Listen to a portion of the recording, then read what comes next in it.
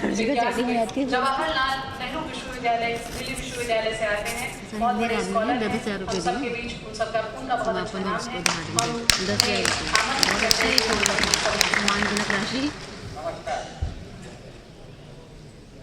जम्बाई साहित्य अकादमी और दिल्ली विश्वविद्यालय के हिंदी विभाग के संयुक्त तत्वावधान में आयोजित इस कार्यक्रम के मुख्य अतिथि आदरणीय श्री नारायण लाल जी पंचारिया जी, श्री बब्बा राम जी बिश्नोई, श्री राम स्वरूप जी बिश्नोई, श्री राम परिहार जी, प्रोफेसर तुलसाराम जी और सभागार में उपस्थित प्रोफेसर मोहन दिखाई दे रहे हैं, प्रोफेसर सरदार जी और इस कार्यक्रम की संचालक डॉक्टर मंजू मुकुल थी और उपस्थित देवियों और सज्जनों। सबसे पहले तो मैं आपके इस कार्यक्रम की इस बात के लिए बधाई देना चाहता हूँ कि ये जो कार्यक्रम है, ये कार्यक्रम सिर्फ बिश्नोई समाज का स्नेह मिलन नहीं। इस कार्यक्रम के शीर्षक में यह है कि जो बिश्नोई नहीं है वो क्या सोचते हैं। बिल्कुल। तो जो गैर बिश्नोई लोग हैं वो भी किस तरह से जम्बो जी के बारे में और इनके चिंतन के बारे में सोचते हैं, उसको लेकर के ये कार्यक्रम आयोजित किया और मुझे भी आमंत्रित किया, तो मुझे बहुत खुशी है। मेरा गांव नागौर में है और हमारे आसपास बिश्नोई समाज कोई रहता है। तो एक बार कोई शादी ब्याह था, तो एक व्यक्ति आए साफाफा पहन करके, हमारे जैसे ही थे, तो कहा कि ये कौन है का ये बिश्नोई। तो मेरे दिमाग में ये प्रश्न आया, मैं 8वीं 10वीं में पढ़ता था कि बिश्नोई क्या होते हैं। और उसके बाद में धीरे धीरे जब मैं आगे पढ़ने लिखने लगा तो मेरे पास में एक विद्यार्थी आया और मैंने कहा भाई तुम कौन हो? कहा मैं बिश्नोई। तो अपने ही धर्म पे काम कर। तो मेरा जो पहला एमफिल का और पीएचडी का शोध छात्र था कृष्णाराम बिश्नोई, उसने मेरे साथ पहला काम पीएचडी का एमफिल का किया जमसार पर, और मेरे का ये था कि तुम जम्बो जी की वाणी पर करो। तो उसने करते करते कहा कि नहीं, जमसार में सब वाणी शामिल। हालांकि बाद में मुझे लगा कि इसको भी पता नहीं था, लेकिन मैं मूल जम्बो जी की वाणी पे उसे रिसर्च कराना चाहता था। बहरहाल बाद में जो मुझे समझ में आया तो वो ये आया कि जो 20 और 9 नियमों का पालन करता है वो विश्व। ये मेरे को एक मोटी मोटी समझ में आई, और ये तो फिर मैं ढूंढने लगा कि ये 20 और 9 नियम है कौन से। और फिर मैं इन नियमों के माध्यम से जम्बो जी के चिंतन पर मैंने भी अपने कुछ विचार किए थे कि वो क्या है। अगर इन नियमों का ध्यान रखें तो मुझे ऐसा लगता है कि संसार के आधी आबादी या संसार की आबादी का बहुत बड़ा हिस्सा, 29 तो नहीं लेकिन 15-16 नियमों का पालन तो सब कर ही लेते हैं। और इसलिए आधा बिश्नोई तो मैं भी हूँ, क्योंकि मैं भी जीव दया में विश्वास करता हूँ, मैं भी जैविक विविधता का समर्थन करता हूँ, पेड़ पौधों का मैं भी समर्थन करता हूँ, पर्यावरण का समर्थक हूँ। तो मैं भी अपने आप को आधा बिश्नोई तो मानता हूँ। ये जो 29 नियम है, जम्बो जी महाराज ने कोई बहुत धर्म की व्याख्या नहीं की। जो तुलसीदास ने, सूर्य ने, कबीर ने कहा वो सब ईश्वर तो होता है, तुम लोग अपना करते रहो, लेकिन स्नान करो, सूतक का पालन करो, स्वास्थ्य पर और सफाई पर सबसे पहला नियम है महाराज का। और ये अब तो चूंकि मेडिकल साइंस इतना विकसित हो गया है तो स्त्रियों के स्वास्थ्य और सफाई को लेकर के आपको बहुत इसके पालन करने की जरूरत नहीं है, लेकिन उस समय पहला नियम रखा कि सूतक का पालन करो भाई महीने पर। और उसके बाद वाले बहुत सारे नियम हैं। तो मुझे लगता है, और वो स्वच्छता आज भी सबसे बड़ी भारत की समस्या है, और भारत की भी संसार की है कि इस कचरे का प्रबंधन कैसे करें। कौन सा देश विकसित है? वही देश विकसित है जो अपने कचरे का प्रबंधन करना जानता है। और सबसे बड़ी संसार के विकसित देशों की समस्याएं हैं कि आपके परमाणु कचरे का क्या करें। आपके जो मोबाइल है जो खराब हो जाता है, इसको तोड़ फोड़ करके कैसे इसका आप विस्तारण करें, ये बहुत बड़ी समस्या है। और इसलिए जम्बो जी का उस समय सोचा हुआ एक वाक्य कि आप स्वच्छता के नियम का पालन करें, तो मुझे लगता है कि ये एक बड़ी बात है जिसके ऊपर आगे भी बात हो सकती है।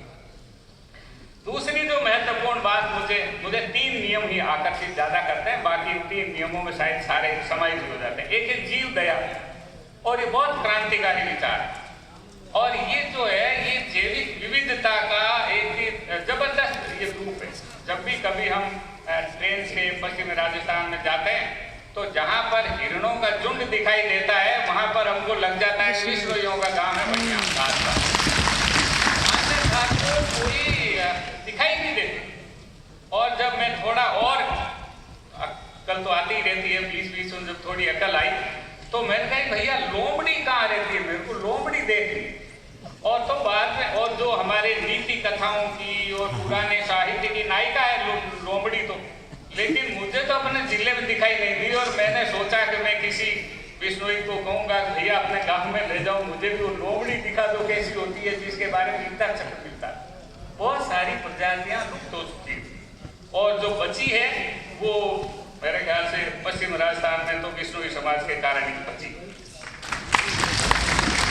इसके बाद एक बात मुझे बहुत थ्रिल करती है, ये जो पेड़ की रक्षा के लिए 363 लोगों ने अपना जीवन का बलिदान किया। मैं सोते सोते बेचैन हो जाता हूँ कि कैसे किया होगा। अमृता देवी एक आई और पेड़ में चिपक गई। उस भोली डाली महिला को ये पता ही नहीं था कि ये मनुष्य अभी मेरी गर्दन उतार देगा, क्योंकि उसको मनुष्यता पर विश्वास था कि आदमी सब करेगा लेकिन मारेगा नहीं, और वो चिपक गई। लेकिन जो उसके बाद आने वाले थे वो उनको तो पता था कि इसको मार दिया, जो यहाँ खड़ा होगा उसको मार देगा। किसी ने प्रतिरोध नहीं किया, किसी ने उन सैनिकों से कुछ नहीं कहा। वो सीधे जाए और खड़े हो गए और वो जो सैनिक जो थे वो मारते। और उसके बाद में थोड़ी सी जानकारी मैंने प्राप्त की तो ये हुआ कि समाज में सभी परिवारों को कहा भैया एक एक आ जाओ अपने घर में से। और मुझे मालूम नहीं सही है कि नहीं है, जिन घर परिवारों से कोई व्यक्ति आया नहीं उसको बिश्नोई समाज ने बाद में बहुत आलोचना की। और तो मेरा बहुत मन किया कि कुछ ऐसी रिसर्च की जाए कि ये जो राव है ये हमारी जाति की पंचायती के जीवन के बारे में लिखते हैं, तो उन रावों के घर में जाकर के ये पूछा जाए कि तुमने तो इनके परिवार का इतिहास लिखा है। और बहुत बार मेरा ये भी मन करा कि ये जो 363 लोग हैं उनकी जरा लिस्ट उपलब्ध हो जाए। और जब 363 के बाद में जो 364वां भी तो खड़ा था ना पीछे, क्योंकि समाज में से समाप्त नहीं हुआ, अत्याचारियों की अत्याचार करने की ताकत समाप्त हो गई और आगे एक लाइन बनी कि कैसे लोग थे। इसको अगर आप अंदर से महसूस करें तो एक बहुत बड़ी हमको ये चीजें देखने को मिलती है। और सोचिए, मैं तो इसलिए सोचता हूँ मेरे को इंजेक्शन से बहुत डर लगता है। जब मुझे इंजेक्शन से डर लगता है तो उन्होंने तो अपनी जान गंवा दी। तो एक तरह से अंदर से मुझे लगता है कि ये एक बड़ी बात है और ये इस समाज में है। एक और है कि हालांकि कई बार मुझे शक होता है कि बिश्नोई भी 29 नियमों का कितना पालन करते हैं, ये संदेह। अगर क्योंकि मैंने ये देखा हमारे गांव में जो अफीम लेकर आते हैं वो बिश्नोई, अरे भैया आपके तो नियमों का प्रमुख हिस्सा है कि आप नशा नहीं करो और आप ये बिजनेस शुरू करते हो, आप दूसरों को बिगाड़ते हो, कुछ भी नहीं करो। तो ये कभी कभी असंगति हो जाती है, तो असंगति समाज अपना आप ठीक करेगा, ये समाज का काम है, ये हमारा काम नहीं है।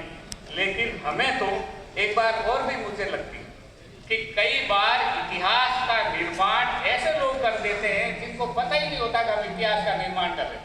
अमृता देवी को थोड़ा पता था उल्टा बड़ा काम करने जा रही है। या वो 363 लोगों ने जो वो शहीद हुए थे उन लोगों को मालूम नहीं था कि वो इतना बड़ा संसार के अंदर एक इतिहास रच रहे हैं जैसी संसार में कई कोई घटना घटित थी। तो मुझे लगता है कि जो केंद्र घूमने बावले भोले डाले जो लोग होते हैं वो इतिहास के निर्माण में बहुत बड़ी भूमिका अदा करते हैं। मैं आप सबका बहुत आभारी हूँ। खाना खाने का समय हो गया है और मुझे ज़्यादा नहीं कहना है। मुझे इस कार्यक्रम में आप लोगों ने आमंत्रित किया और बोलने का मौका दिया, धैर्यपूर्वक सुना। आप सबका बहुत बहुत आभार।